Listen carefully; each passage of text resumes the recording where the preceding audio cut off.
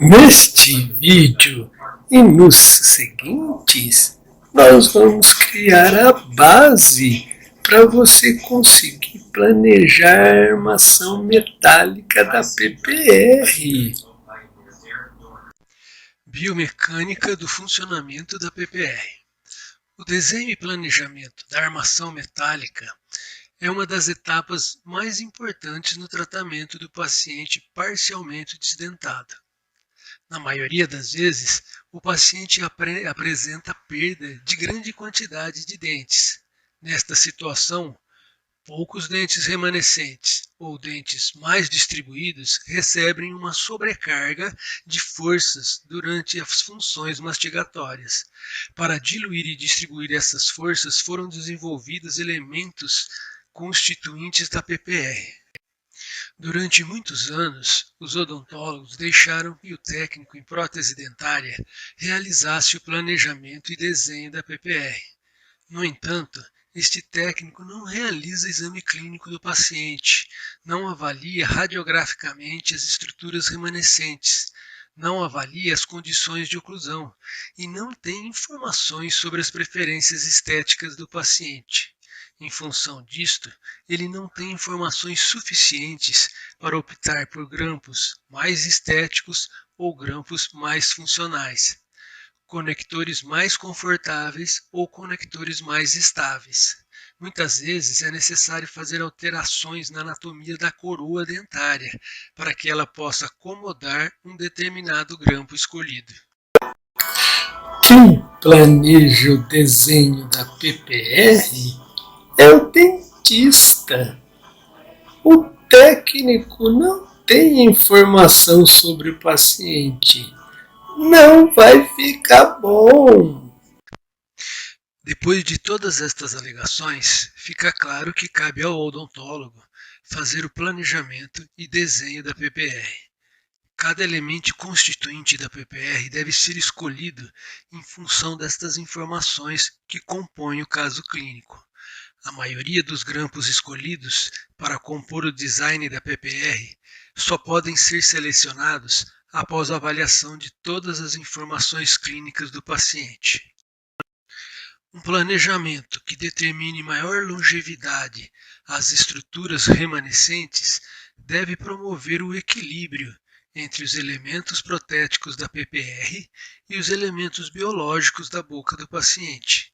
Esta integração entre o sistema de suporte presente e os elementos de conexão, os elementos de retenção e os elementos de estabilização da PPR promove a estabilidade necessária. Planejar uma PPR é escolher os grampos e os conectores que devem ser utilizados de acordo com as informações que você tem do caso clínico. O sistema de suporte é constituído pelos dentes pilares e seu ligamento periodontal, pela fibromucosa de revestimento dos rebordos de extremo livre e tecido ósseo, que age como elemento de sustentação final. A coroa clínica do dente pilar é o elemento que atua transmitindo a força gerada pela PPR. Um grampo escolhido para ser colocado em uma coroa transmitirá a força gerada durante a mastigação através dos seus componentes, principalmente o apoio. O apoio pressiona a coroa do dente pilar, que devido à sua disposição faz com que a raiz tracione o ligamento periodontal. Este ligamento age como uma cama elástica e traciona o tecido ósseo. Isto só ocorre se a direção da força for no sentido do longo eixo do dente. O dente pilar deve ter anatomia favorável para transmitir a força no sentido do longo eixo do dente. Os dentes anteriores são os que apresentam a anatomia mais desfavorável. Estes dentes estão posicionados de tal forma que a aplicação de pressão na coroa comprime a sua raiz de encontro à tábua óssea. Em dentes que perderam parte da tábua óssea, ocorre um aumento na alavanca. A quantidade de tábua óssea menor deverá sustentar uma alavanca mais potente devido ao aumento do comprimento da coroa clínica. Nesta situação, dependendo da quantidade de tábua óssea remanescente, a coroa deve ser modificada através de desgaste ou do acréscimo de material para orientar a força no sentido do seu longo eixo.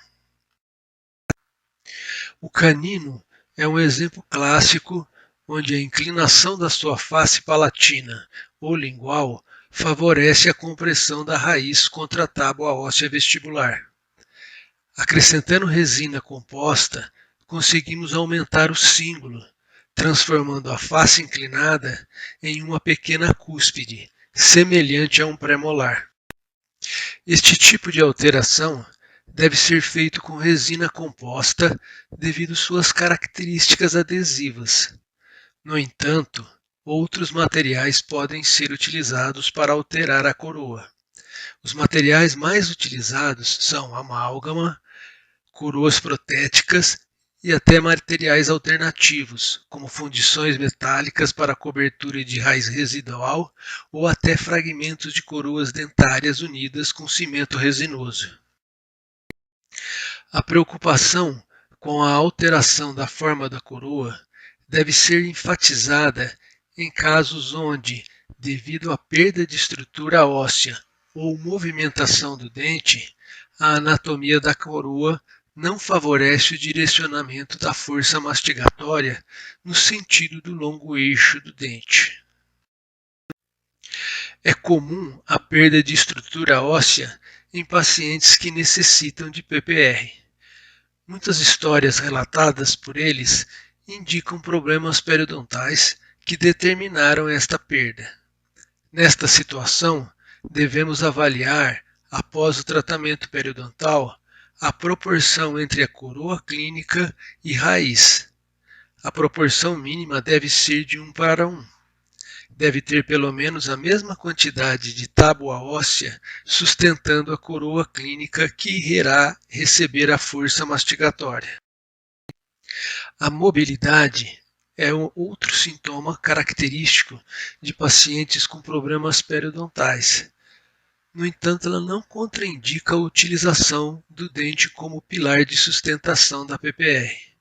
Outra consideração a ser feita é que um grampo em um dente que venha a ser condenado devido à quantidade diminuída de estrutura óssea serve de base para a colocação de dente artificial unindo aos elementos constituintes da PPR.